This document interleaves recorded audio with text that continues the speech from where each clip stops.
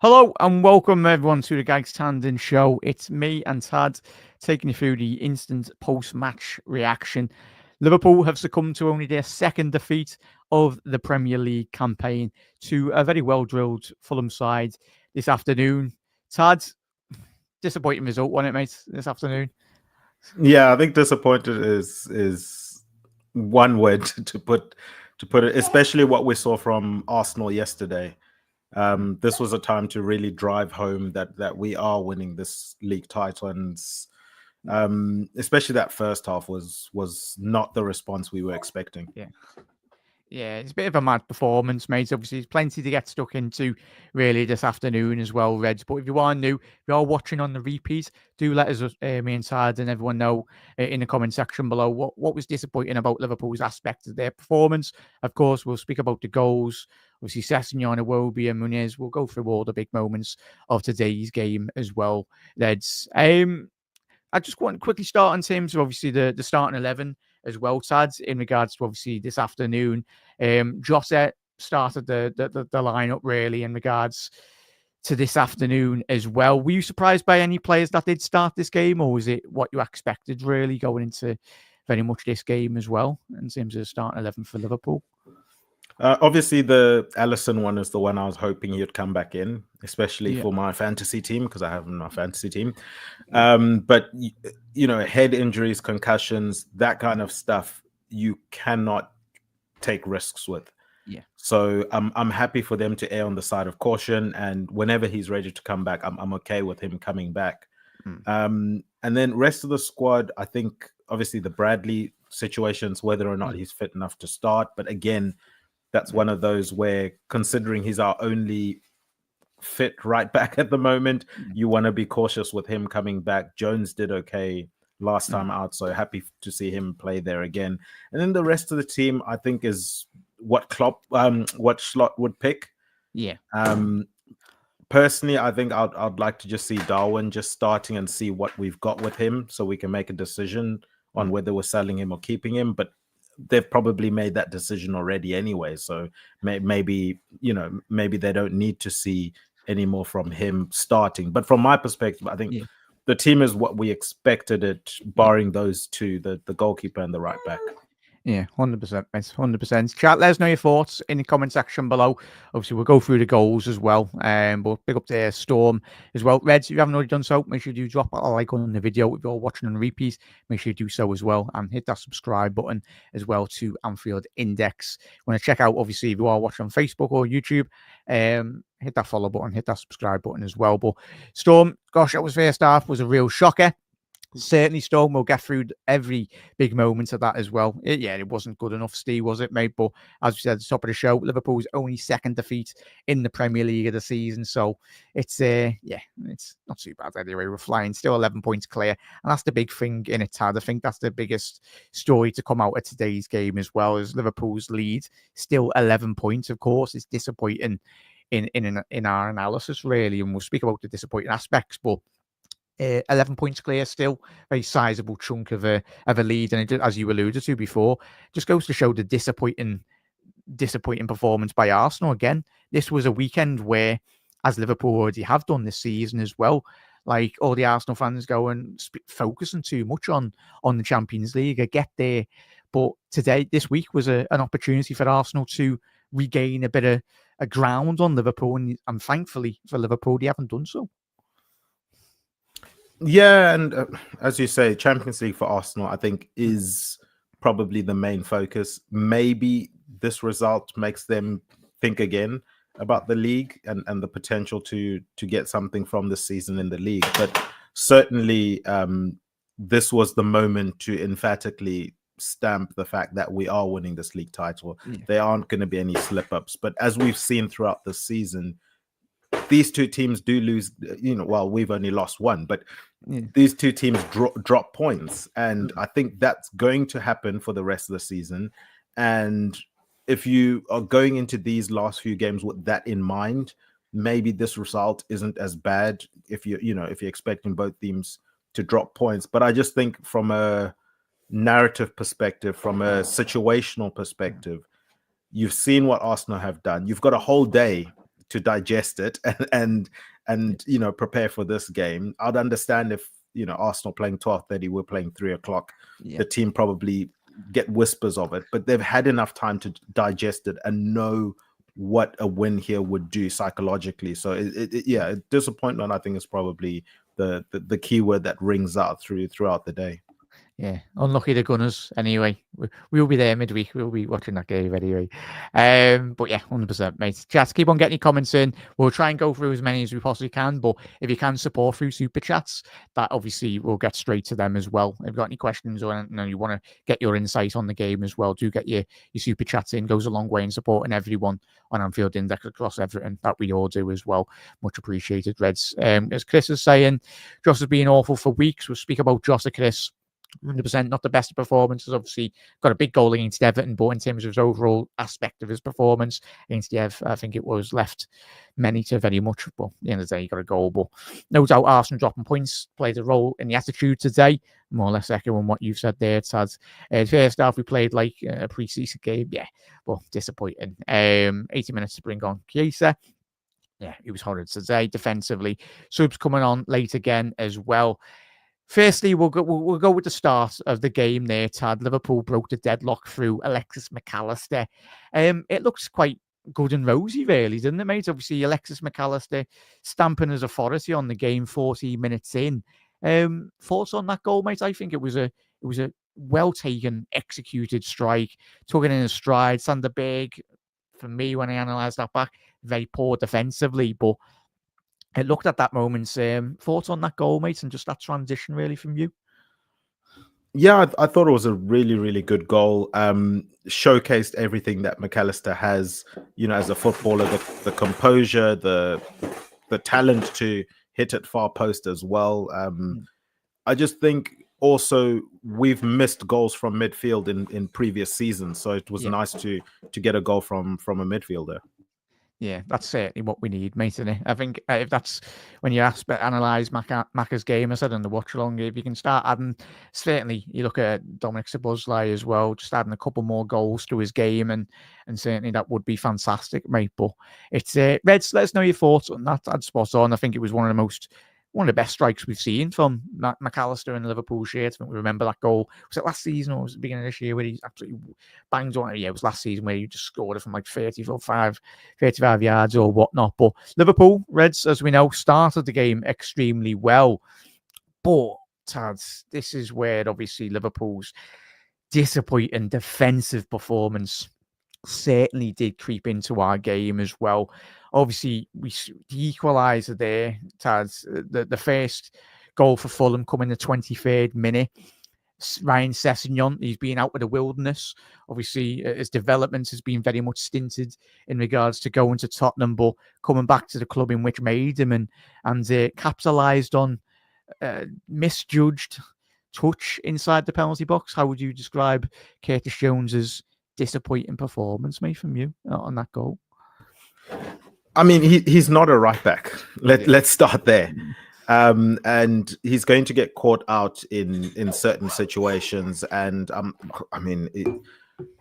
when a player's playing out of position, you don't really want to put too much blame on them. You look at Konate.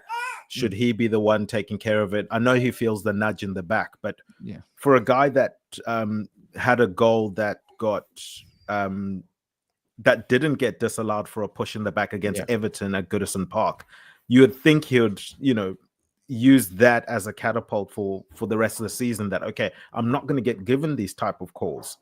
But yet again, we see him, flailing in a situation where he's getting pushed in the back. I understand it's frustrating as a professional footballer, and in that situation, he feels that he's fouled, but he's seen the precedent. You have to be stronger. So I think Jones is expecting Konate to deal with it. When he doesn't deal with it, not being a naturally defensive-minded player, I mean, even when he came up, Jones, he was more of an attacking midfielder than a defensive midfielder, or even just a normal central midfielder. So I don't think he would be expecting or anticipating Konate to not deal with the ball. And when you maybe if you are a natural right back or a naturally defensive player, you have that in your mind to say, I have to be ready in case the ball gets to me. He's looking at it and saying, well, Kanada's getting to that. I just need to get ready to get the ball to Mo Salah or whatever the next the next phase of play is. So it happens. So I didn't put too much blame on him with that goal personally. I thought it should have been dealt with earlier in terms of fouling them, tactical fouls in midfield. We've spoken about it in previous seasons. We could have taken a yellow card earlier in the build-up play, and then again, Konate, I think he has to be stronger. 100%, mate. Chat, as you said, Tad's spot on there. I think that's a crucial point you've raised there, mate. Spot on. In terms of just impacting that a bit more earlier in that transition. 100%, mate. I think obviously the XG, you look at it if you are listening anyway, the XG on that Ryan Sessegnon was a 0.04 expected goals.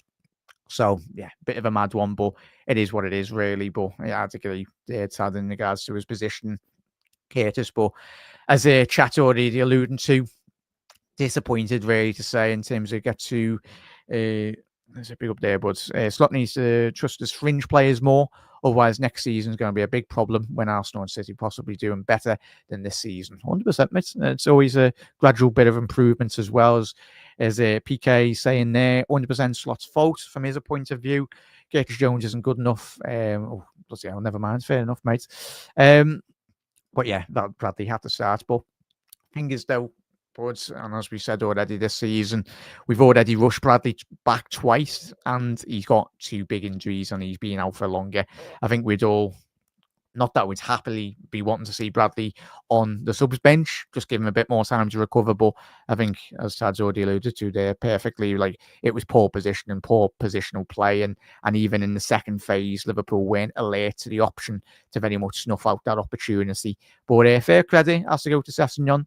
And as we be a theme already that we were discussing the first half, is very much they've taken their opportunities and capitalised on Liverpool's inability to defend in the first opening 45 minutes as well. Let's have a little look in terms of, as you can see, the first half really in regards to Liverpool's pattern of play. In regards to that, let's try and make that a bit bigger. Can I? No, do apologise there, chat. There we go. So in terms of the first half for Liverpool, as you can see, first half in terms of possession wise, and it's all Fulham. Liverpool dominated possession only slightly with 54% possession. Obviously expected goals for Fulham was 0.55. Tad, and we'll get on to obviously the other goals as well, but when you look at that obviously data, really obviously total shots for Fulham 9 compared to Liverpool's 2, shots on target 5 for Fulham compared to Liverpool's 1.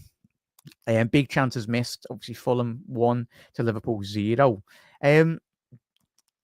Poor, really, wasn't it, mate? In terms of Liverpool's initial build-up play and just the inability to just regain possession. What do you put that down to, really, in your analysis in the first opening 45 for Liverpool? I put it down personally to a lack of control. Yes, you can have a lot of possession, but you can also be not in control of a game and have possession. And I'll use the example of, I believe it was the Man City game that we played a couple of weeks back, where Man City dominated the ball, but Liverpool dictated where they had the ball. And we controlled it. I think it was the one where we played sort of 2 false nines or something like that. But effectively, the long and the short was that we were comfortable out of possession. Yeah. It felt like that for Fulham in this game, unfortunately, from a Liverpool perspective. And those stats are highlighting that for me. And the lack of control comes from the fact that every single time they had a counterattack, I thought they looked dangerous, which is very, very annoying. If you're a team that's dominating possession, you shouldn't be losing the ball in situations that have you scrambling back. I don't know if it's a personnel problem from a CDM position where Gravenberch, it's not his natural position as well as he's done earlier in the season, or and then also Jones is having to play a new position. So I don't know if it's a personnel thing Yeah. or if it is then a structural thing that Slot will then have the rest of this season and pre-season to sort out before next season.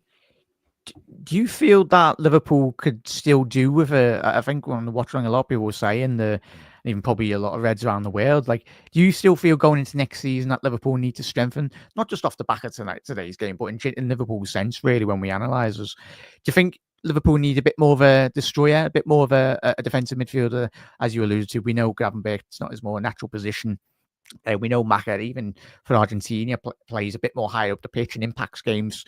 And I think he can certainly do a bit more going forward for Liverpool. But would you, in terms of going in the market this next season, do you think it will be a bit more of a destroyer or a bit more of a footballer in terms of trying to keep hold of possession, as you alluded to, Liverpool's inability just to stamp out our authority on the game, especially in the big moments like this afternoon where we were going through waves of disappointing, like passing and just like, and we've done that so well this season. Of course, it's not always being reactionary or whatnot, but I think in the moments where you do suffer defeats, like we did against Forest, like we have done this afternoon, we'll learn so much from today. Do you anticipate Liverpool in the summer to go for a more of a defensive-minded defensive midfielder, or?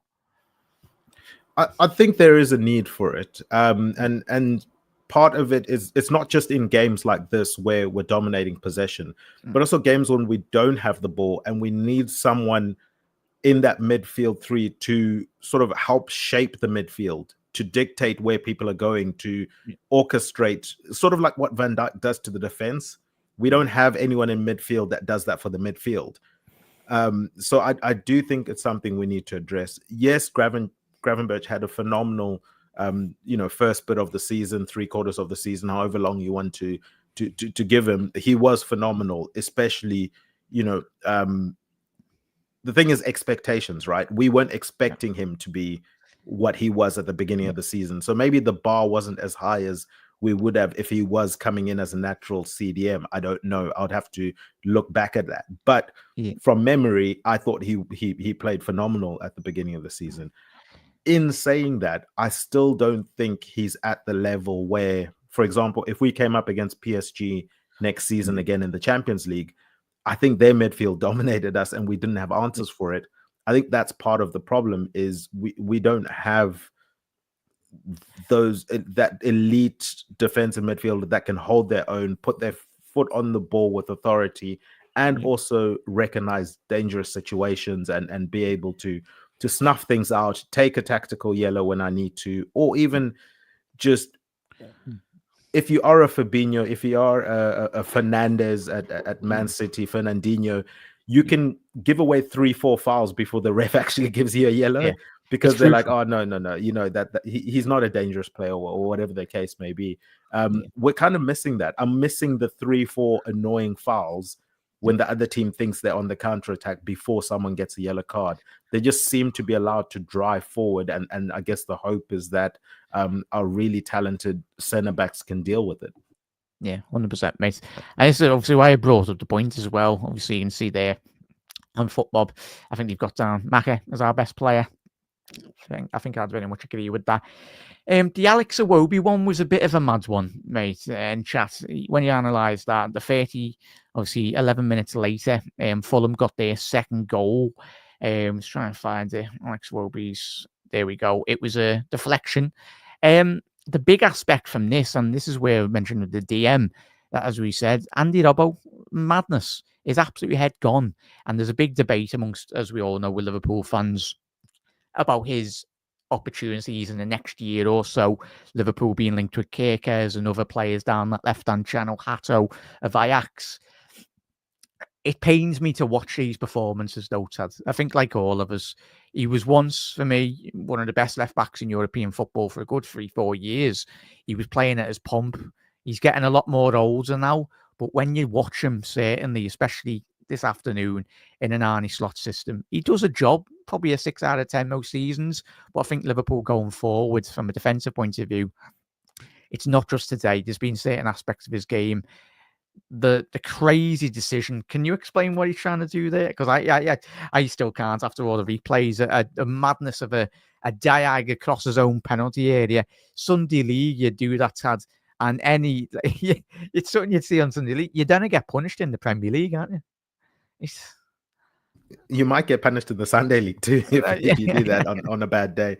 But yeah, Jack, for me, look, there are two conversations to be had. The conversation of Robertson and what he's done in the past for Liverpool, and Robertson now and what we need from our left back. You know, if we are going to be challenging for trophies going forward, what the latter conversation has nothing to do with what Robertson's done in the past. It doesn't take away anything of what he's done in the past.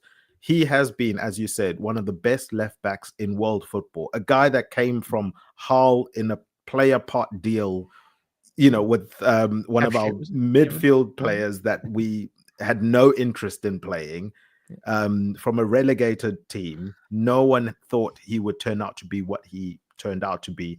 And as I said, he's won everything at Liverpool, been phenomenal, been part of the best fullback duo I think the world has ever seen, you know, arguably.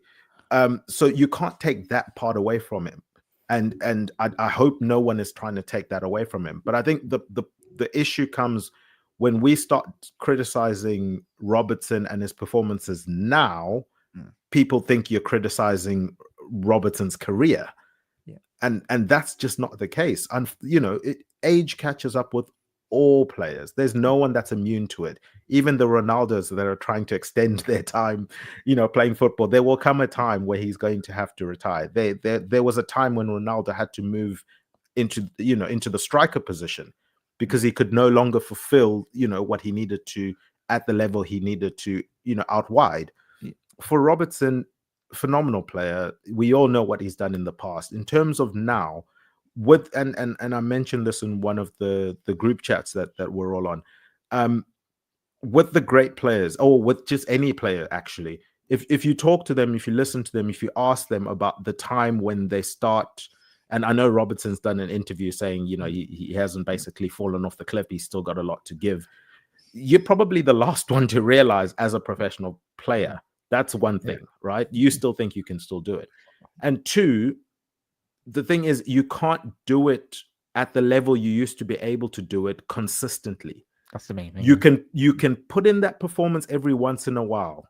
Like, you can still hit the heights of Robertson every once in a while, but you can't be Andy Robertson 1920, 2021 week in, week out. And unfortunately for him, that's the caliber player that Liverpool need at the moment. So you know, and I also said on the group chat, considering the amount of things that we need to address this summer, I wouldn't be surprised if Robertson's still our left back next season, just because of the volume of things we need to do.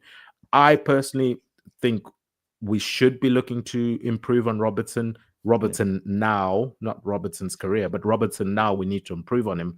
But I also understand that we don't have an infinite amount of money as much as we would want to. And there's some positional needs that either from contract situations become priorities, or that have been lingering from previous, you know, regimes that we need to address this coming season. So that's going to be interesting to see what Liverpool do with him. Can he do it every now and then? Yes, he can. We've seen performances from Robertson this season where we're like, okay, he's looking good. But the problem is when it starts to fall off, you can't do it consistently at that high level, week in, week out, week in, week out. It just catches up to you, unfortunately. 100%, mate. Chat, let us know. Big talking points off the back of this game as well. Just going, as Tad said, couldn't have said any better, mate. Even being honest, spot on. I think you just miss that energy, don't you, as well, mate? In chat, like the energy that Robbo used to have, as Tad said, he can do it maybe once every couple of games, but I think even as a squad, you need probably two good players in every position. And I think you look at Kostas Tsimikas over the last couple of years, we all anticipated him to try and push Robbo a bit more, but it's just not really materialized, really. And he's just, he's Robbo, but it's big opportunity. I think if you'd had Kirk, as you said there, mate, I think he'd had a lot a lot of energy. We need more energy in the side, and I think even with that goal as well, Chad, let us know your thoughts on that goal. Just crazy. Playing that ball across the box, and then he plays another pass to Iwobi, plays him in, and then obviously tries to recover it, and then obviously gets the there's a prize that hasn't gone down as an own goal, but it's gone down as a Iwobi shot, so fair play. Obviously, it was a shot on target, but one of them. But and then the third goal as well, Tads. Bit of a mad one, if we're being honest. This come from Liverpool, as we know. Again, defensively, possession-wise, ball went 20 yards, 30 yards up in the air. Don't win the first transition, then the second transition, and then Muniz, who probably one of the best touches I've seen this season, mate, absolutely made Virgil van Dijk human. Like he is human after all, Virgil van Dijk. But I think just take us through that goal, mate. It was the fact that he brought that down off his shin. Yes, we can analyse defensively, but poor by Liverpool in terms, as you said, on the second goal, just Liverpool's inability to regain possession and actually bring Liverpool up the pitch. But I think when you actually analyse the strike and the ability of the Brazilian to bring it down, it was surprising to say the least from me, mate. Yeah, a true Brazilian striker touched that. Yeah. I think that goal may be one of the most frustrating for Slot, because he's spoken about duels every single time we don't perform well, and winning duels, and I guess there's a bit of physicality that comes with that, and I think that's probably what's been missing from Liverpool for a couple of weeks now, if we're being honest, is that physicality, getting to balls, not just first ball, but the second ball as well, you know. And I think for Virgil van Dijk, again, it comes with, similar to the Konate thing, you get a slight nudge in the back, referees aren't going to give it to you. And I think my frustration comes from, if it's not Virgil and Konate that realize this, it has to be surely the analysts that realize this. We've got, you know, performance analysts, we got match analysts. We've seen the narrative of the Premier League this season. It's that the more physical teams are allowed to be physical because it makes it more exciting, and that's what makes the Premier League the Premier League. So some of the challenges that they make in the exact same game, if Liverpool make that challenge, like there was one where I think Gakpo sort of nudged them near their box and they went down, referee gives a free kick. And I'm like, he literally a couple of minutes ago did not give a free kick for them doing that to our player. So surely we now know as a football club, you know, if you're in one of the elite clubs in the Premier League, or one of the teams that are higher up the table, you know that the referee's whistle is going to be a little bit more lenient to the more physical teams, the underdog teams. I think it's potentially a directive that's coming from higher up.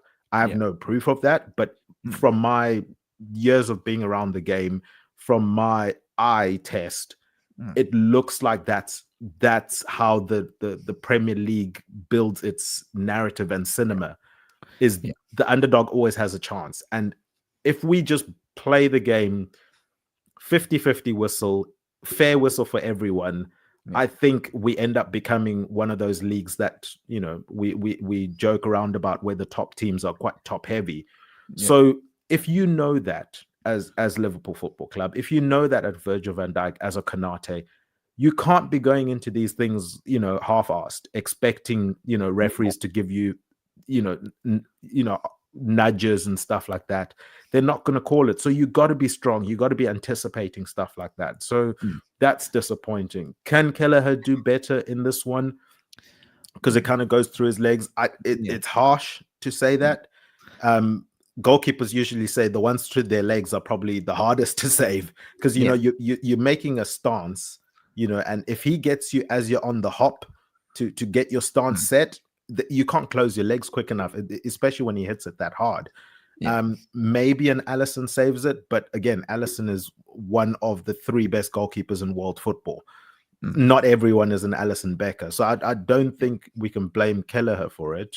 I think it's a fact that an Alisson probably does maybe save it, but again, that's what elite players do. You can't hold Kelleher to that standard, unfortunately. But yeah, I think we need to be smarter in these type of games and know what the referee's whistle is going to be. I don't know if you feel the same way. Yeah, no, I'd agree, mate. I think if anyone's seen Valencia last night, Mavrashvili, tell you, if he keeps them up, was it 8 or 9 shots? I don't know if you've seen that, Tad, but as you said, he's going to be coming in next season. That's even more transfer money out the window. But yeah, I tell you, we've got one coming in that looks very special. But as I said, big shoes to fill, big gloves to fill as well. In Alisson Becker, whatever happens, I think as you said with the start 11, the concussion protocol, rightly so. If he's not passing them, then maybe that's not a good thing to see. But main thing is Alisson, when he comes back, if he comes back this season, he's ready to go as well, medically, most importantly. As we've just mentioned with a couple of statistics as well, mate, I think Tad or chat, let us know your thoughts in regards to the first half. As we said, in possession-wise, not the best. I think even Salah, I think he only had 1 touch in the first in the opposition penalty box, which is disappointing to say the least. Dominic Szoboszlai, I was extremely disappointed with, Tad, in terms of his inability to drive with the ball, get on the ball, really, and try and make Liverpool an outlet, really. Just in terms of the attack and play from Liverpool, from your point of view, maybe Salah or Dominic Szoboszlai, I was very disappointed by the inability for Liverpool to drive up the pitch higher. Of course, you mentioned the defensive frailties anyway, but even still, when Liverpool had the possession, as we said, only 1 shot on target in the first opening 45 minutes, 2 total shots. It's quite frankly not good enough. And when Salah's not on it, Tad, we've seen on a couple of occasions this season, if Salah's not on it, Liverpool do sometimes, of course, this season's an absolutely ridiculous season. It's going to be record breaking, but going into not just the end of this season, but going into next season as well, how do you analyze that? I think from the Salah perspective, one thing that maybe, you have to be careful because this is a Liverpool side that's potentially going on to win a league title. Yeah. You know what I mean? They're still miles ahead of Arsenal as things stand. By all accounts, they can shake this off. The beauty of having 1 week, games every week is he can, Schlott now has time to get on the training pitch with the players, fix some of these issues that we're having structurally, and we can move forward. And by all expectations, we'll go and win this league title, right? Yeah. But you have to take a step back and think Mo Salah had to give Lionel Messi level numbers in order for Liverpool to be in this position. Yeah. And I think it's fair to say we can't expect him to be doing that season in, season out. First and foremost, because he hasn't signed a contract. But if he does sign a contract, one, age, as I mentioned earlier with Robbo, but 2, because it's the Premier League. No one's done what Messi and Ronaldo did in Spain in the Premier League. So we can't expect Salah to give those levels of performances next season. If he does it, it's amazing. It's elite. It's what elite players do. It's what Ballon d'Or level players do. That's phenomenal, fantastic. We'll take it every single year. But we can't be expecting that in the Premier League. The Premier League just doesn't allow people to do that. So if he's not going to be Messi next season, it means everyone else has to elevate a bit in order to pick up that shortfall. Now, in terms of getting him the ball, in terms of helping Salah to be more involved in the game, I think on a Tad Predictable podcast tweeted that the moment Trent Alexander-Arnold got injured, the supply line to Salah died. But I think Liverpool fans are a bit too much in their fields to have that conversation at the moment. Yeah. But I was looking at the game. There were times where Trent Alexander-Arnold would just play that ball first time to Trent. Other players do need a touch. Other players do need to get the ball out of their feet, or just don't have that pass in their locker. Well, they probably do have that pass in their locker, but aren't the players that play that type of pass or take that kind of risk.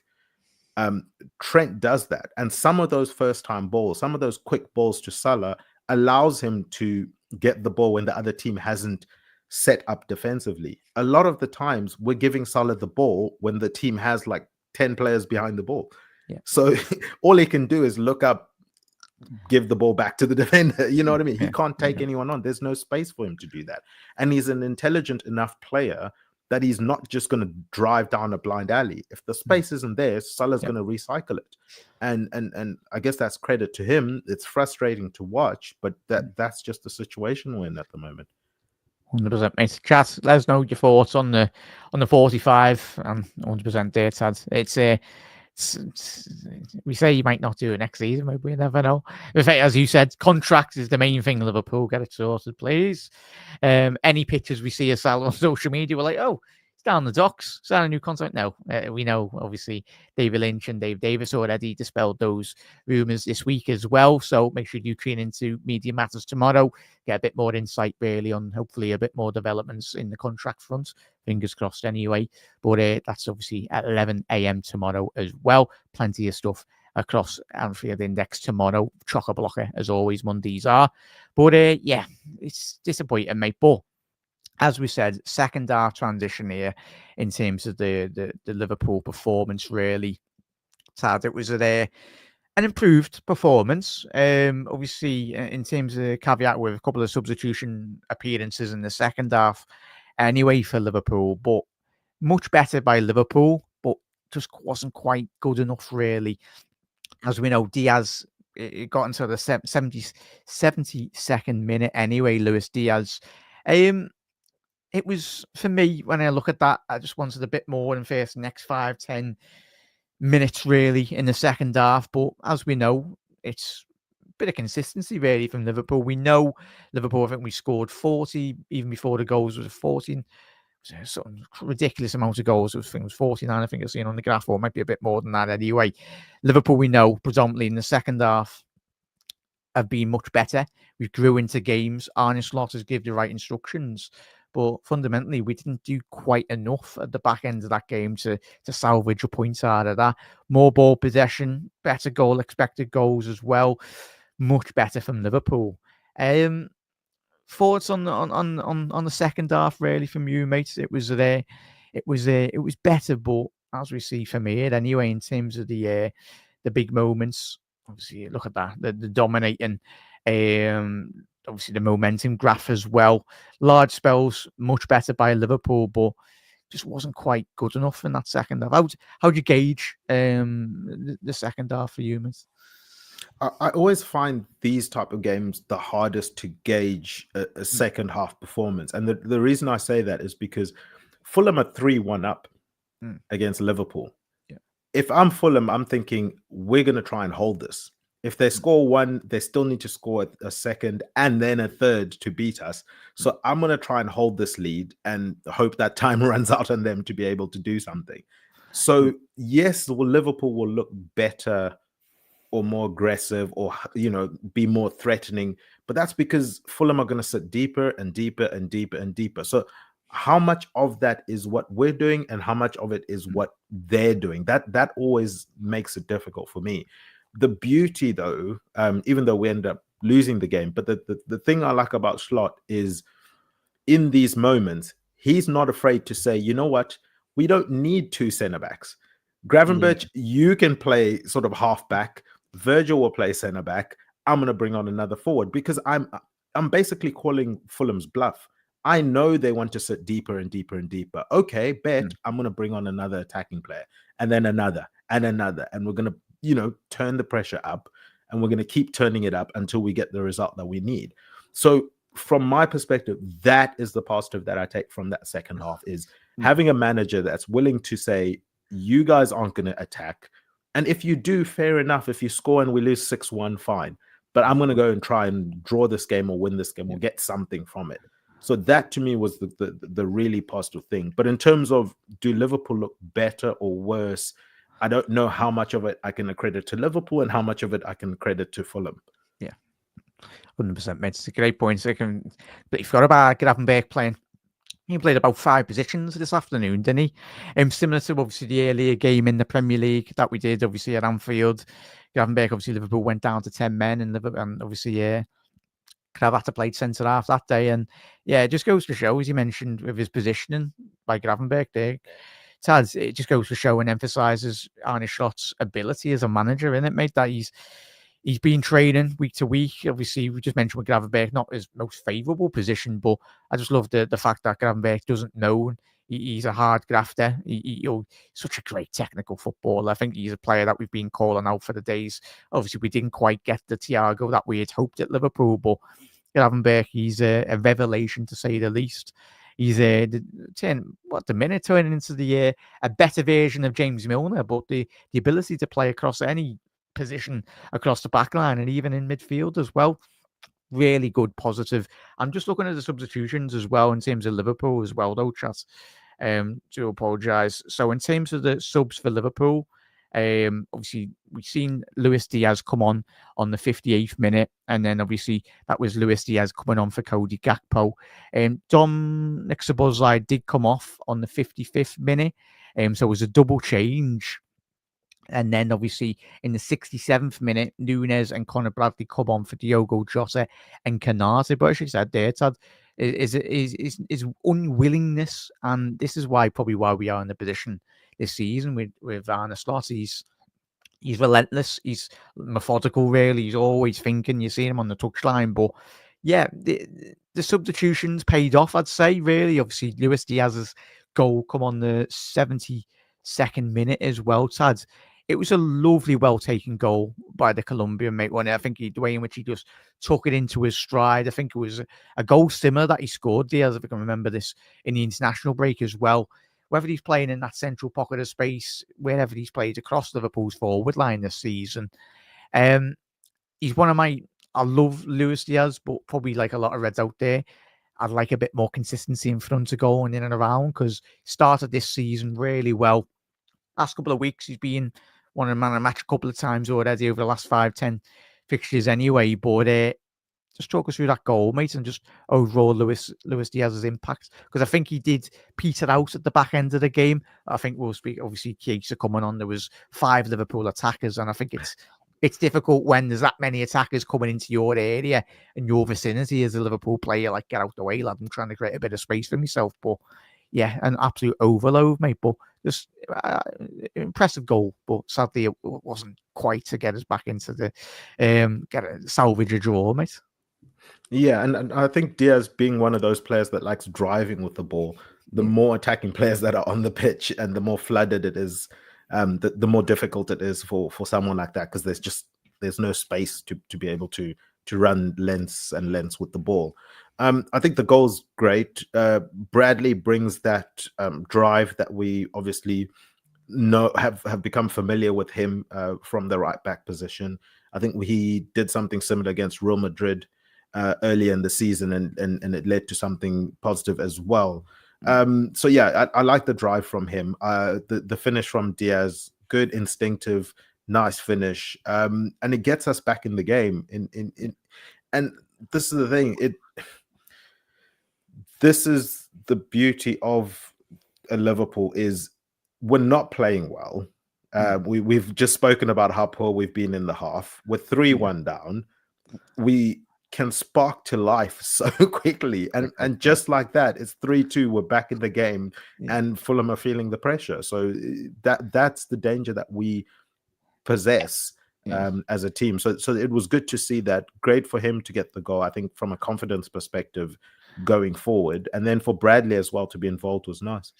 That was you mentioned Bradley there, mate. It's coming in that inverted role, more or less playing as a centre forward, and that it's a great point. It's excellent, well-timed delivery. But I even remembered as well, RB Elliott hitting the stanchion at a goal as well. So another game where Elliott could have come on and impacted the game. Yeah. Going back to his former club, very wrongfully getting booed. At the end of the day, he went to his home, like his favourite. He's a massive Liverpool fan, but obviously developed there through the academy at Fulham, mate. But maybe, I know Chat's already alluded to a couple of times, when Chiesa coming on with 10 minutes left to go as well. Do you anticipate? For me personally, I don't anticipate Slot to do much change, but maybe bring in Chiesa or Elliott. Would you like to see a bit more of them, or do you think it'd just be mainly starting 11, focus on the priority, keep that 11-point gap, and just go with the strongest Liverpool side and going into the next couple of weeks? I think he's shown that he's got a trust for certain players. And I think he's going to trust in that process, to adopt an Arteta phrase. until we win the league, and then once we've won it, maybe he'll start to be a bit more fast and loose with who starts and when players get minutes and stuff like that. From an Elliott perspective, I think height is always an issue for him, unfortunately. And then defensively, you can't fault the effort of a Harvey Elliott. You can never say he didn't give his all. Even as bad, if he plays badly, it's like Darwin Núñez. Even if they play badly, 90% of the time, the effort is still there and you can see it. I think from a tactical perspective, the uphill battle for an Elliott is one, height. Okay, we have to compensate for that with selections elsewhere in the team if he's playing. Two is he's not that fast. Again, something we have to compensate with. If we've got McAllister, Elliott playing as well as Elliott, that's two not really electric midfielders, or fast midfielders playing. That's something that's a factor. And I've always said about Harvey Elliott, his ceiling is David Silva. But you have to be flawless technically to be David Silva. Like that guy compensated for his lack of height, his lack of pace, because he was technically flawless. And that's a hard bar to reach. So it's an uphill battle for Elliott, unfortunately. It's genetics or whatever. That's just the nature of the beast. But he can come on to games like this where a team is sitting back, has no interest in going forward, really. And he, unlike a Diaz who likes to drive with the ball, Elliott can pick up very good, quick passes. He has almost like that Arsenal in him. I don't know if Arsenal maybe more in the Wenger era than now, but playing the triangles, little dink balls over the top, he would have really played well in a Wenger type of team. He's got that in his locker, and in games like this where the other team has no interest now in really attacking, he can thrive. And I thought we saw that in this game. There were times when he was trying to dink balls over the top. Execution didn't quite have it, like the one to Robertson, I think, but the idea was so good. Like Robertson was clean through. The fact he saw that pass was brilliant. So you can see where a player like that can be useful. Long term for him, it's then a decision to make of, am I okay with that role for Liverpool, that this is when I come into games, or do I feel I can contribute more for another team? But yeah, I think at the moment there's a ceiling for him, and there are things that are a bit out of his control that take that into account. 100%, mate. Chat, let us know your thoughts in the comment section below. As Tony said there, Slot needs to rotate his game more. Gravenberch has been leggy for a good set of games now, but Slot will keep running them into the grounds, use Elliott and Keys and more. Echoing similar with obviously what Tad said, as I think Tad is spot on. I think the starting 11, I think, as Tad said, Arne, does he trust certain individual players? For me, when I look at that team, because 20, 30 minutes into that second half, obviously we made eventually on the hour mark, we made eventually 4 substitutions, but I think he just doesn't quite trust certain individual players. And it's going to be a big season, as we know. If we could, would that be winning the league? Hopefully get it over the line, but it's still, Tad, we know how rival fans are. They'll enjoy the next couple of hours on a Sunday. It's nice and bright wherever anyone is in the UK. It's nice and sunny on Merseyside. 11 points cleared anyway, but it's part and parcel. I think they've took a bit more interest in their own team anyway, but they live for this moment, don't they, Taz? It's all part of the rivalry, the proper rivalry, and a little bit of banter. That's all it is, mate. But little summary on today's game, and obviously going towards obviously the next fixture for Liverpool. It's just let's get the job done, really, isn't it? Yeah, I think the thing about, I guess, elite individuals is everyone makes mistakes. No one's perfect, right? So everyone makes mistakes. When you make the mistake, how quickly can you move on from it, right? We've seen that happen, in Virgil van Dijk in his prime. If he makes a mistake, he moves on from it. Alisson Becker in his prime, he makes a mistake. Best believe he's not making a mistake for the next 10 games. Mo Salah, same thing. That's what elite players do. And that's what we need this elite team to do,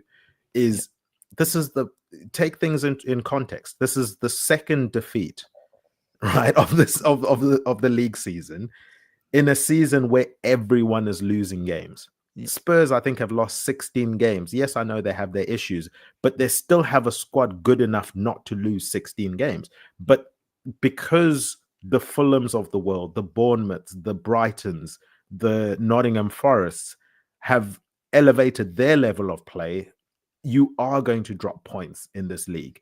So have that in your mind. Use this as fuel. They have, a good week usually now, and especially the whole narrative things of the league. We are now, majority of our games are going to be Sunday because they want Arsenal to play first. Hopefully Arsenal win, and then the whole story for Liverpool game is, the trying to put as much pressure on Liverpool for that game. That's the narrative that the TV is going to be building. And if you've listened to A Tad Predictable, I've mentioned on there before, with broadcasting, the way it goes is Sky gets the first game, right? When the fixture list comes out, Sky gets to pick the first game. Then TNT gets to pick formerly BT, they get to pick the next game. So usually Sky picks, like now, Man City versus Man United, because that's the big game of the weekend.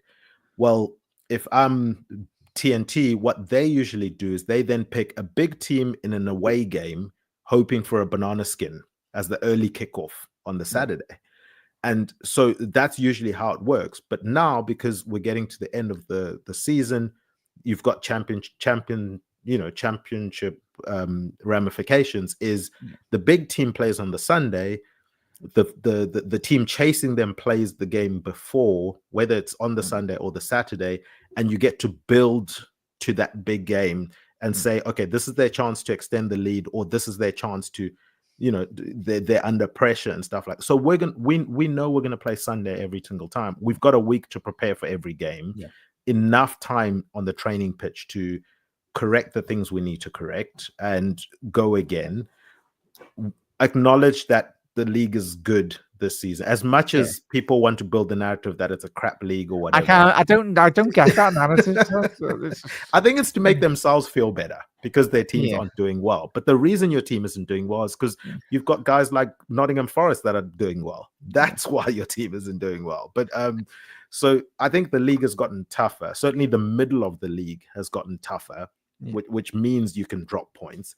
But for Liverpool, truth be told, if we just focus on our home games, we'll be fine. But it's just about, for me at the moment, yes, results are important. I just want to see a 60-minute performance from Liverpool. Like that, I'm like, oh, that was a good 60 minutes. I don't think we've seen a 45 minutes from Liverpool in recent history. That to me is the concern.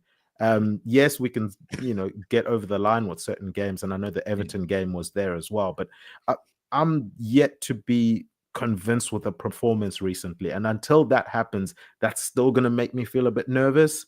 But on paper, we should be fine. It's a great point you raised there, man. Just looking at the last, I know obviously the form guide, last 5 games, obviously Paris Saint-Germain, obviously the win away, and obviously the 1-0 loss at Anfield. Obviously that went to pens, got knocked out. Obviously a 2-1 final, that was disappointing, but it is what it is. Newcastle eventually, and then obviously the Everton game, I 100% agree with it. So is just would be nice. Hopefully we get a 60 minutes against West Ham, and that again, it's just going to be getting a bit like watching Arsenal on a week-to-week basis, lobbing balls into the penalty area, get their big forwards on, big Thomas Tuchel, Fulkrug and all that lot. We know what they're going to do, West Ham, but even if we win that game 1-0, happy days, but would be a bit more better if we had a bit more of a bigger scoreline and margin, really. But Tad, massive thank you for joining me, mate, this evening. Gags, if you are watching, mate, I hope you're not. I hope you're enjoying your holiday anyway. But if you are watching, enjoy it, mate. And obviously the Gags Tandon show. Gags will be back next week as well. Obviously him and Grays and the lads. But obviously, Tad, have you got any obviously podcasts coming up on Tad Predicts this week as well? Yeah. At least now with the fixture list getting a bit kinder for me as well. So A Tad Predictable will be coming out this week, just previewing the next game week of Premier League games and giving score predictions on that one. Happy days, mate. Thank you for joining me, buds. And most importantly, everyone as well, thank you to everyone that has contributed in the comments. Tried to read out as many as we possibly can as well, but I do apologise if we have missed one or two, not intentional. But the Anfield Index is growing on YouTube and everything, which is fantastic. That's what we want to see as well. But if you are watching on the repeat or you're watching live and you haven't already subscribed to Anfield Index, make sure you do hit that subscribe button down below. Fastly approaching 10,000 subscribers on YouTube, which is amazing. So the great work everyone's doing, even Tad contributing, everyone, Dave or Trev and everyone on Anfield Index, even the people in the background as well.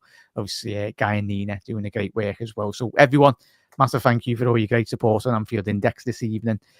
Disappointing Reds, as we've said already, me and Tad, but we go again. West Ham on the 13th of April. So we've got a whole week to prepare for that anyway. So we'll be there. But Tad, have a lovely rest of your weekend, mate. And Reds in the comments, have a lovely rest of your week and enjoy your Monday if you possibly can. But for now, Reds, that was obviously the Gags Tandon show. Liverpool did succumb to a 3-2 defeat to, of course, Fulham. But it wasn't to be. Liverpool's second defeat only in the Premier League. But we go again against West Ham. Cheers, Reds.